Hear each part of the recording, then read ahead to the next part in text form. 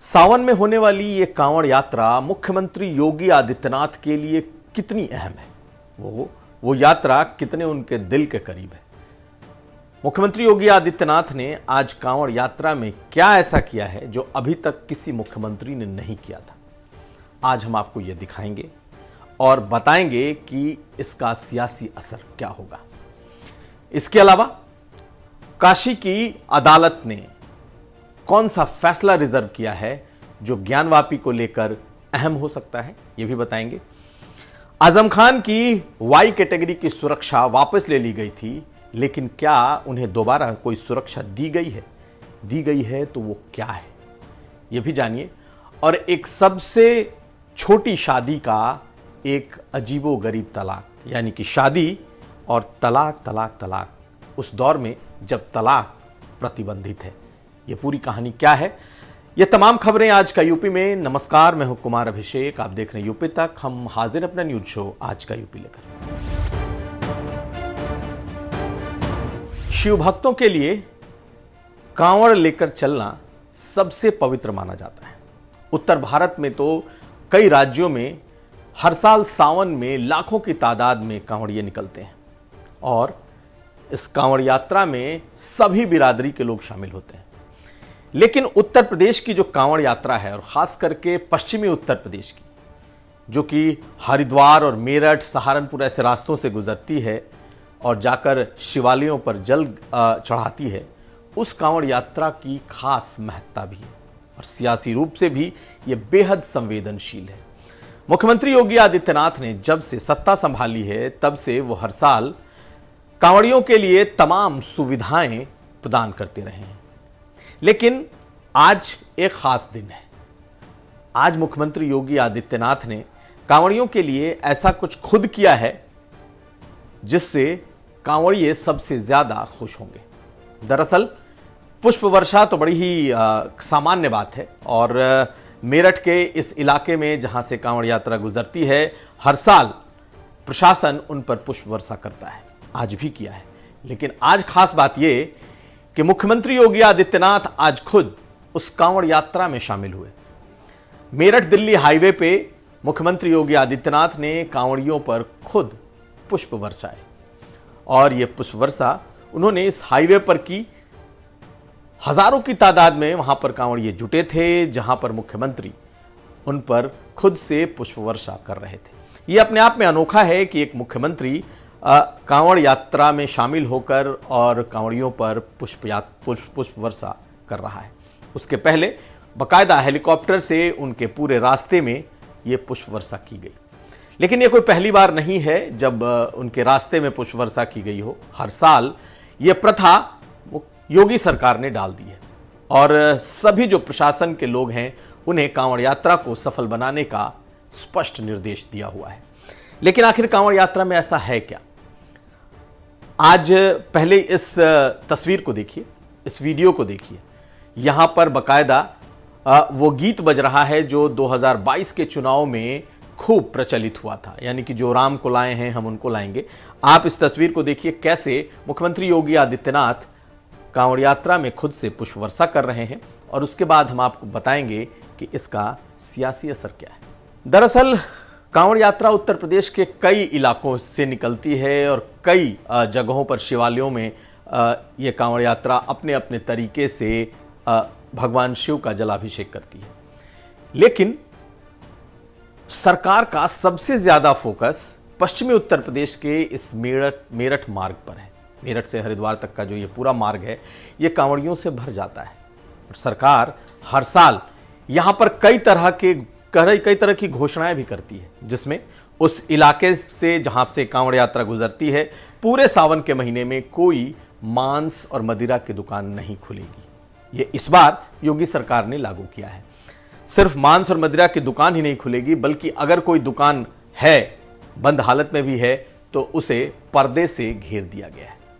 आखिर मुख्यमंत्री योगी आदित्यनाथ कांवड़ यात्रा को लेकर पश्चिमी उत्तर प्रदेश के इतने पर्टिकुलर क्यों हैं? तो आपको बताएं कि पश्चिमी उत्तर प्रदेश बेहद ही संवेदनशील है। बीजेपी के लिए यह सियासी तौर पर सबसे ज्यादा उर्वर भूमि है, यानी कि सांप्रदायिक दृष्टिकोण से देखा जाए तो यहां पर बिल्कुल सियासी हालात जो हैं वैचारिक तौर पर अलग अलग हैं और बीजेपी को सबसे ज्यादा फायदा यहां पर उग्र हिंदुत्व का मिलता है। मुख्यमंत्री योगी आदित्यनाथ खुद भी भगवाधारी हैं और सावन के इस महीने में जब कांवड़ लेकर लोग निकलते हैं तो पूरा इलाका भगवामय हो जाता है। और आज जिस तरीके से मुख्यमंत्री योगी आदित्यनाथ ने खुद फूल बरसाए हैं, यह दिखा रहा है कि पश्चिमी उत्तर प्रदेश में बीजेपी अपना हिंदू कार्ड किस अग्रेसिव तरीके से खेल रही है। और बीजेपी से कहीं ज्यादा मुख्यमंत्री योगी आदित्यनाथ की यह एक अपनी कंस्टिट्यूएंसी है, यानी कि उनका एक अपना वोट बैंक है जो पश्चिम में पूरी तरीके से तैयार हो गया है। पहले लॉ एंड ऑर्डर के नाम पर और फिर धर्म के नाम पर, और ये दोनों का मिलन योगी आदित्यनाथ और बीजेपी दोनों के लिए बेहद ही मुफीद है। ऐसे में कुछ दिन पहले इस कांवड़ यात्रा पर किस तरीके से असदुद्दीन ओवैसी ने सवाल खड़े किए थे, या यूं कहें कांवड़ यात्रा पर नहीं बल्कि कांवड़ यात्रा में जो मुस्लिम्स के मांस की दुकानें हैं या मीट की दुकानें हैं उसको बंद करने को लेकर किस तरीके के सवाल असदुद्दीन ओवैसी ने खड़े किए थे। तो पश्चिमी उत्तर प्रदेश की सियासत बहुत हद तक हिंदू मुस्लिम सियासत बीजेपी के इस दौर में है और 2024 नजदीक है। बीजेपी कतई इस सियासत से नहीं हटना चाहेगी। यह अलग बात है कि एक तरफ वो मुसलमानों के लिए मुस्लिम मित्र, साथ साथ मुसलमानों के लिए स्नेह यात्रा, ऐसी तमाम चीज़ें कर रही है, पसमानदा मुसलमानों को जोड़ने की कोशिश कर रही है। बहुत अग्रेसिव तरीके से मुसलमानों के लिए बीजेपी अपनी पार्टी की तरफ से कार्यक्रम उसने जारी किए हैं, लेकिन अपनी हिंदू आइडेंटिटी को वो और अग्रेसिव तरीके से आगे बढ़ा रही है और योगी आदित्यनाथ से बड़ा चेहरा इसमें कोई नहीं हो सकता। पार्टी भले ही धीमी पड़ जाए मगर मुख्यमंत्री योगी आदित्यनाथ पश्चिमी उत्तर प्रदेश में उन्होंने जिस तरीके से कांवड़ यात्रा को एक ऐसा अस्त्र बनाया है, एक ऐसा हथियार बनाया है, यह दूसरी पार्टियों के लिए इसका काट ढूंढना मुश्किल हो रहा है। अब अगली खबर। ज्ञानवापी मामले में वाराणसी की अदालत ने आज एक फैसला रिजर्व किया है और यह फैसला अब 21 जुलाई को वाराणसी की अदालत सुनाएगी। दरअसल यह फैसला ज्ञानवापी परिसर में उस सील्ड एरिया को, जो वजूखाने का सील्ड एरिया है, जिसमें कथित तौर पर कहा जाता है कि एक शिवलिंग है जिसे बाकायदा सील करके छोड़ दिया गया है, उस पर तो सुप्रीम कोर्ट का फैसला आना है। लेकिन एक दूसरा मामला जिसे विशेन और 4 अन्य महिलाओं ने पूरे उस एरिया के एएसआई से सर्वे कराने की मांग की थी, उस पर सुनवाई पूरी हो गई है।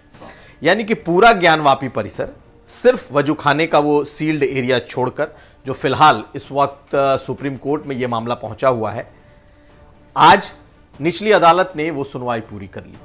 इन चारों जो याची महिलाएं हैं और विशेन जो कि वकील रहे हैं इस पूरे मामले को लेकर के, जिन्होंने याचिका डाली थी, उनकी मांग थी कि पूरे ज्ञानवापी परिसर की एएसआई से सर्वे कराई जाए, क्योंकि ये पूरा का पूरा जो ज्ञानवापी परिसर है, उनका दावा है कि ये एक भव्य हिंदू और खास करके शिव मंदिर था और इसकी दीवारें या इसकी तस्वीरें चीख चीख कर ये कहती हैं कि ये हिंदू मंदिर था, इसलिए एएसआई इसका पूरा सर्वे करे। हालांकि 2 मामलों में पहले ही ये पूरा मामला सुप्रीम कोर्ट जा चुका है और सुप्रीम कोर्ट ने एएसआई से उस शिवलिंग की, जो कि वजूखाने में मिला है, उसकी जांच को लेकर के फिलहाल इस मामले को अपने पास रखा है। लेकिन यह परिसर का मामला है। ऐसे में 21 जुलाई को इस पर अदालत फैसला सुनाएगी कि क्या एएसआई इस पूरे मामले का सर्वे कर सकती है या नहीं कर सकती। यह बेहद अहम है। आज बाकायदा विष्णु जैन उसकी तरफ उस अदालत में हाजिर हुए। सुनिए उन्होंने अदालत से निकलकर क्या कहा है कि 21 जुलाई को फैसला तो आएगा, लेकिन उनका पक्ष क्या है। आज हमने ऑनरेबल डिस्ट्रिक्ट वाराणसी के सामने ये प्रार्थना पत्र दिया था कि जो बाकी परिसर है वजू टैंक को छोड़ के बाकी पूरे परिसर की एएसआई द्वारा जांच कराई जाए। उसमें माननीय डिस्ट्रिक्ट कोर्ट वाराणसी ने अपना आदेश रिजर्व कर लिया है और आगे आने वाली 21 जुलाई को इस पर अपना आदेश पारित किया जाए। क्या क्या किन मुद्दों पे आज आपने हमने बेसिक बात ये रखी है कि औरंगजेब एक क्रूर शासक था।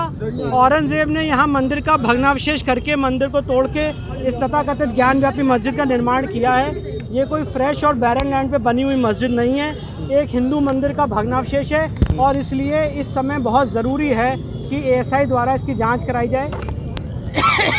सीपीसी में ऑर्डर 26 रूल 10A में रेड विद सेक्शन 75 इसकी व्यवस्था है कि कोर्ट साइंटिफिक इन्वेस्टिगेशन के लिए एएसआई का डायरेक्शन दे सकता है। राम मंदिर के केस में भी ऐसा डायरेक्शन दिया गया था, इस्माइल फारूकी के केस में भी ऐसा डायरेक्शन दिया गया था और इस फील्ड में इस कंट्रोवर्सी को सॉल्व करने के लिए एएसआई ही एक्सपर्ट बॉडी है। इसलिए इसका पूरा सर्वे आर्कियोलॉजिकल सर्वे ऑफ इंडिया द्वारा कराया जाए और हमने ये भी बात कही है कि ये जो सर्वे कराया जाए इससे स्ट्रक्चर को क्षति ना पहुँचे, बिना क्षति पहुँचाए हुए स्ट्रक्चर का सर्वे कराया जाए और साथ ही साथ ऐसी टाइमिंग का कोर्ट अपनी विजडम में ऑर्डर पास करे जिससे उनकी जो नमाज चल रही है वो भी बाधित ना हो और यहाँ पे सर्वे की एक्सरसाइज कंडक्ट। और अब खबर आजम खान से जुड़ी। आजम खान की वायु श्रेणी की सुरक्षा वापस ले ली गई। बकायदा सरकार ने ये आदेश जारी किया कि आजम खान को अब वायु श्रेणी की सुरक्षा की जरूरत नहीं है, इसलिए उनकी ये वाई कैटेगरी की सुरक्षा वापस ली जाती है। लेकिन जो स्थानीय प्रशासन है उसने सरकार से संपर्क साधा और उसने कहा कि कहीं ना कहीं आजम खान पर एक थ्रेट बना है, इसलिए एक बारगी अगर पूरी सुरक्षा वापस ले ली गई और अगर कल को सुरक्षा में कहीं कुछ चूक हो जाती है तो फिर इसका जिम्मेदार कौन होगा। इसलिए जो रामपुर का प्रशासन है उसने दोबारा से सरकार से अपील की है कि आजम खान को सुरक्षा दी जाए।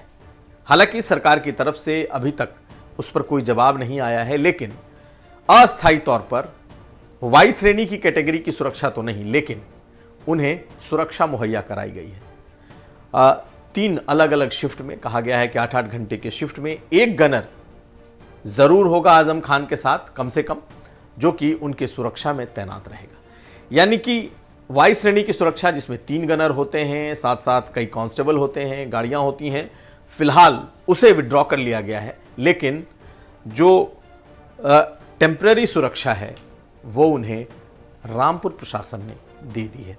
हालांकि दोबारा से सुरक्षा बहाल करने के लिए रामपुर प्रशासन ने सरकार को लिखा है। अब देखना यह है कि क्या दोबारा से उनकी वायु श्रेणी की सुरक्षा बहाल होती है या फिर उन्हें स्थानीय स्तर पर जो सुरक्षा मिलती है उसी के भरोसे उनकी सुरक्षा रहेगी। अब अगली खबर। मोदी सरकार ने देश में 3 तलाक को बैन कर दिया, यानी कि 3 तलाक की प्रथा कानूनी रूप से खत्म कर दी। लेकिन क्या 3 तलाक सचमुच मुस्लिम समाज से खत्म हुआ? कई ऐसे दृष्टांत, कई ऐसे उदाहरण लगातार सामने आ रहे हैं जब आज भी लोग 3 तलाक देकर फारिग हो जाते हैं, 3 तलाक देते हैं और छुटकारा पा लेते हैं। ताजा मामला आगरा का है और आगरा में एक शादी हुई, रात को शादी हुई और सुबह विदाई के पहले दहेज को लेकर आपस में वर पक्ष और वधु पक्ष में एक अनबन हुई, कार की मांग हुई। लेकिन जब लड़की पक्ष ने कार देने से इनकार कर दिया तो दूल्हा उसी मंडप पर 3 तलाक बोलकर निकल गया।